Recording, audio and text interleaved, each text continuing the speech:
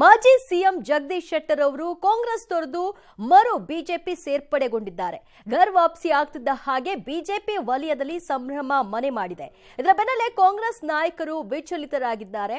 ಈ ರೀತಿಯ ದಿಢೀರ್ ನಿರ್ಧಾರದಿಂದ ಇದು ಮೋಸ ಅನ್ನುವಂತ ಹೇಳಿಕೆಗಳನ್ನು ಕೂಡ ವ್ಯಕ್ತಪಡಿಸ್ತಾ ಇದ್ದಾರೆ.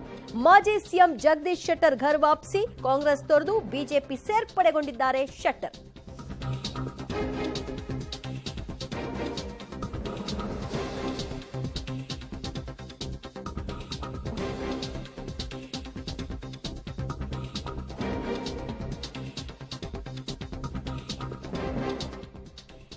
ಮಾಜಿ ಸಿಎಂ ಜಗದೀಶ್ ಶೆಟ್ಟರ್ ಅವರು ಘರ್ ವಾಪಸಿ ಆಗಿದ್ದಾರೆ. ಅರ್ಥಾತ್ ಕಾಂಗ್ರೆಸ್ ತೊರೆದು ಅವರು ಬಿಜೆಪಿಗೆ ಮರು ಸೇರ್ಪಡೆಗೊಂಡಿದ್ದಾರೆ. ದೆಹಲಿಯ ಅಮಿತ್ ಶಾ ನಿವಾಸದಲ್ಲಿ ನಡೆದಂತಹ ಮಾತುಕತೆ ಫಲಪ್ರದವಾಗಿದೆ. ಬಿಜೆಪಿಯ ಕೇಂದ್ರ ಕಚೇರಿಯಲ್ಲಿ ಪಕ್ಷದ ಸೇರ್ಪಡೆ ಕಾರ್ಯವೂ ಕೂಡ ಇವತ್ತು ಆಯಿತು. ಕಾಂಗ್ರೆಸ್ ಶಾಲನ್ನ ತೆಗೆದು ಹಾಕಿ ಬಿಜೆಪಿ ಶಾಲನ್ನ ಇವತ್ತು ಹೆಗಲ ಮೇಲೆ ಹಾಕೊಂಡಿದ್ದಾರೆ ಜಗದೀಶ್ ಶೆಟ್ಟರ್ ಅವರು.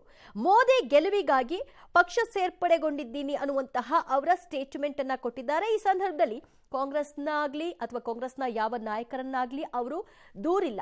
ಬದಲಾಗಿ ನನಗೆ ಅವಕಾಶವನ್ನ ಕೊಟ್ಟದ್ದಕ್ಕೆ ಧನ್ಯವಾದಗಳು ಅಂತ ಕೂಡ ಅವರು ಹೇಳ್ತಾ ಬಿಜೆಪಿಯ ಒಂದು ಸೇರ್ಪಡೆಗೆ ಕಾರಣ ಕೊಟ್ಟಿದ್ದಾರೆ. ಪ್ರಧಾನಿ ನರೇಂದ್ರ ಮೋದಿ ಅವರನ್ನ ಮತ್ತೆ ಗೆಲ್ಲಿಸಬೇಕು, ದೇಶದ ದೃಷ್ಟಿಕೋನದಲ್ಲಿ ಅವರ ಒಂದು ಮುಂದಾಳತ್ವದಲ್ಲೇ ಮತ್ತೆ ಚುನಾವಣೆಯನ್ನ ಎದುರಿಸಬೇಕು ಅನ್ನುವಂಥದ್ದು ಈ ಹಿನ್ನೆಲೆಯಲ್ಲಿ ಅವರು ಪಕ್ಷ ಸೇರ್ಪಡೆ ಅಂತ ಪ್ರಕಟಿಸಿದ್ದಾರೆ. ಇವತ್ತು ದೇಶದ ಮುಂದೆ ಇರುವಂತದ್ದು, ದೇಶವನ್ನು ಒಗ್ಗೂಡಿಸುವಂತದ್ದು, ದೇಶದ ರಕ್ಷಣೆ ಮತ್ತು ದೇಶದ ಹಿತರಕ್ಷಣೆ.